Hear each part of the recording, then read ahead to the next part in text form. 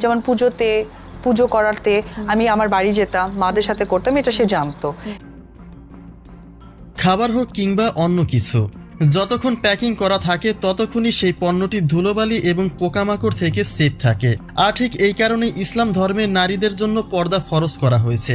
সম্প্রতি প্রকাশিত অপু বিশ্বাসের এই ভিডিওটি দেখুন, যেখানে কিনা পুরোপুরি বেপর্দায় প্রোগ্রামে উপস্থিত হয়েছেন তিনি, আর সেখানকার উপস্থিত জনতা তার উপরে এতটাই হুমড়ি খেয়ে পড়তেছে যেটা তার নিজের কাছেও অসহ্যকর।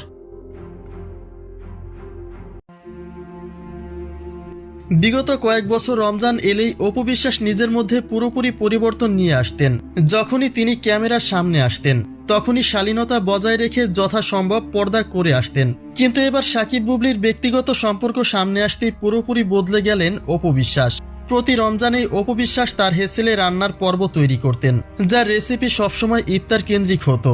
এভাবেই পরিবারের সঙ্গে রোজা রেখে ইফতারও করতেন তিনি। কিন্তু এবার রমজানে বেরিয়ে এসেছে অপু বিশ্বাসের আসল চেহারা। রমজান মাসেও অপু বিশ্বাসের এমন গা ঢলাঢলির প্রোগ্রামই বুঝিয়ে দেয় যে তিনি ইসলাম ধর্মকে কতটা ভালোবাসেন।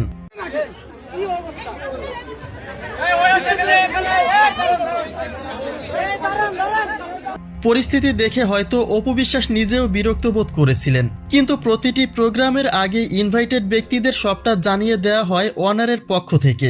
সুতরাং অপু বিশ্বাস সবটা জেনে বুঝেও বেপর্দায় সেখানে উপস্থিত হয়েছেন। আর এখানে পর্দার বিষয়টি বারবার উঠে আসার একটাই কারণ, ইসলাম ধর্মে থাকা প্রতিটি ব্যক্তি একজন পর্দা করা নারীকে যথাসম্ভব সম্মান করে। অর্থাৎ অপু বিশ্বাস যদি সেখানে পর্দা করে উপস্থিত হতেন তাহলে নিঃসন্দেহে এমন অস্বস্তিকর অবস্থায় পড়তে হতো না তাকে। নেটিজেনদের ভাষ্যমতে সাকিবকে ফিরে পাওয়ার আর কোনো উপায় দেখছে না অপু বিশ্বাস, আর এ কারণে তিনি তার ব্যক্তি স্বাধীনতায় ফিরে গেছেন।